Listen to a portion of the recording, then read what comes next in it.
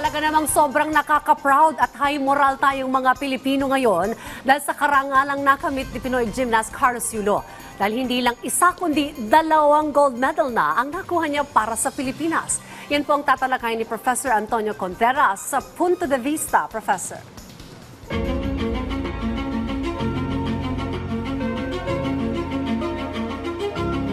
Maraming salamat, Dayan. Sama-sama tayo lahat sa pagbubunyi. Historic ang masasabi ko sa pagkapanalo ni Carlos Yulo, hindi lamang ng isa, kundi ng 2 gintong medalya. At hindi pa natatapos dyan sapagkat may 3 pang atletang inaasahan tayo na maaaring magdala rin ng ginto sa atin. Andyan si Nesty Pitesio at si Ira Villegas sa boxing at siyempre si EJ Ubiena sa pole vault. So, baka hindi lang 2 ang masungkit natin ngayon, baka 5 pa. Alam mo, simula nang sumali ang Pilipinas sa Olympics, sa Summer Olympics, nagkaroon na tayo ng 16 medals. 8 bronze, 5 silver, at ngayon nga ay 3 gold. At makikita natin na kung titingnan mo yung mga events na kung saan tayo ay nanalo, makikita natin dito sa swimming, sa athletics, meron tayong weightlifting, at napakarami sa boxing. At ngayon nga, sa gymnastics. Pero kung susuriin natin, itong ganitong mga sporting events, parang hindi masyadong popular pag-uusapan natin sa Pilipinas na lagi natin tinututukan basketball. Minsan volleyball. So, siguro napapanahon na bigyan natin ng pansin ang ganitong klase ng mga sports. Malaki ang naitutulong kapag suportado ng pamahalaan ang ating sports program.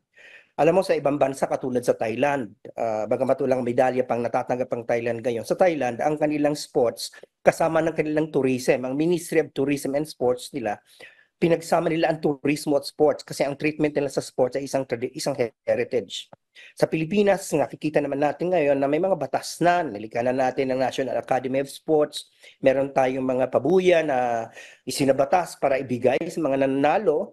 Si Carlos Yulo ay makakatanggap ng 20 million po, 10 million yata, hindi, I'm not sure but 1 million. Marami, may libreng bahay pa, you know.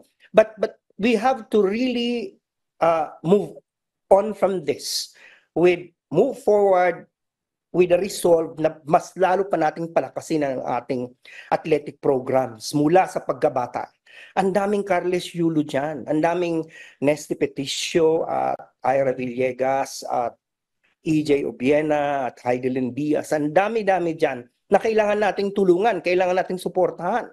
Alam naman natin na naging kwento ni Carlos Yulo. Hindi naman siya galing sa isang mayamang pamilya, taga-Leverices sa Maynila. Ngunit siya nagsipag, nagpunyagi. So mas lalong gaganahan tayo kapag may suporta ang gobyerno. Siguro, ito ay, hudyat na talagang napapanahon ng kailang palakasin natin na suporta natin sa sports. Gawin na natin formal program yan, elementary, talagang tayo ay, at tutukan natin yung mga sports na talagang tayo ay meron ng history na tayo ay nananalo. Kasi alam mo, ewan ko, walang Pilipinong hindi pangingilabutan nung narinig nating tinugtog ang ating pambansang awit. 2 beses pa. Siguro sa masusunod na araw, baka madagdagan pa yan. So, fingers crossed. Yan lamang ang punto de vista ngayong araw na to. Maraming salamat at balik sa inyo sa studio, Dayan. At maraming salamat din po, Professor Contreras.